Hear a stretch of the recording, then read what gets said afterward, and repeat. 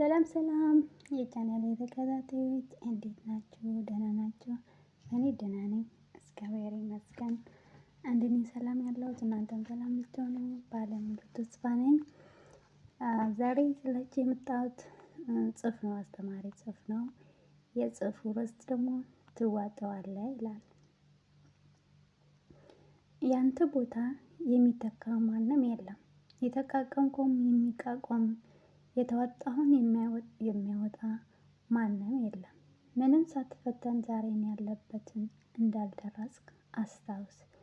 እቺ ዓለም ከተቀላቀልክ ጀምሮ ሕይወትን ፈተና አቅሙ አያውቅም። ከአሁን በኋላ ይቀጥላልና ጠንካራ ሁን። ያሳለፍካቸው ከባድ ጊዜያቶች እያስታወስክ ለመጪዎቹ ተዘጋጅ።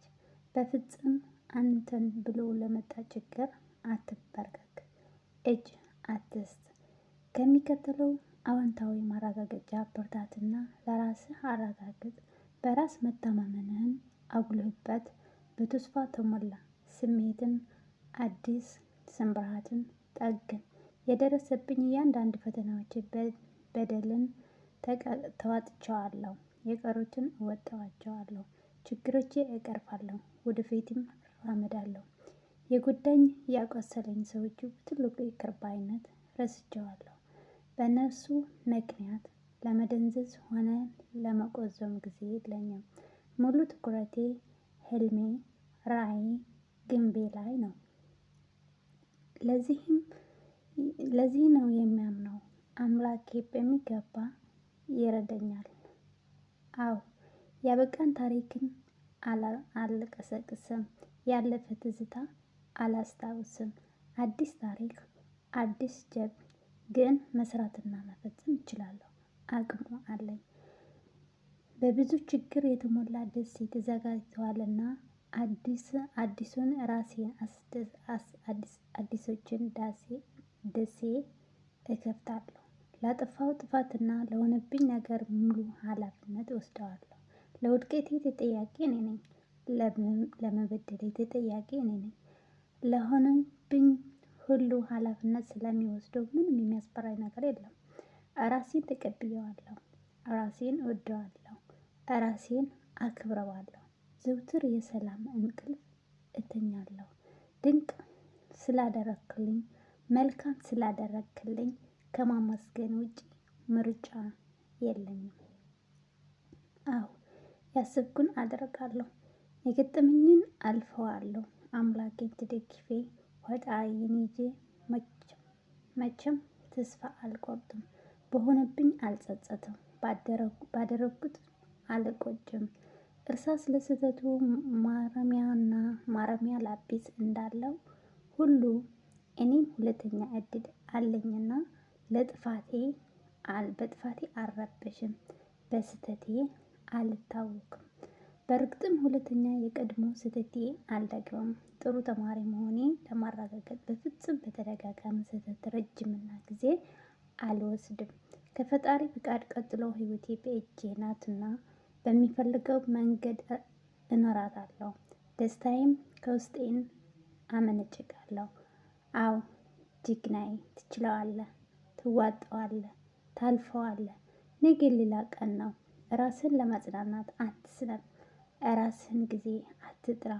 በአዎንታዊ ማረጋገጫ ደጋግመህ ራስን አበርታ። ያረጋጋ ዘንድ ለውስጥ ህሊናህን ታርክለት። አዎንታዊ ሀሳቦችን ለራስ ንገር። በማሸጊያውን የሰላም አማራጭ በነጻነት ተጠቀም። ከፈተናዎች ታላቅና ብሩህ ነገን ዓለም በጎን ተመኝ። ደጉን አድርግ። ከምንም በላይ በራስና በአምላክህ ታመን። መልካም ጊዜዎች እንዲመጡ አትጠራጠር። ዘውትር በተረጋጋ መንፈስ፣ በሰከነ አእምሮ፣ በማይናወጥ ተስፋ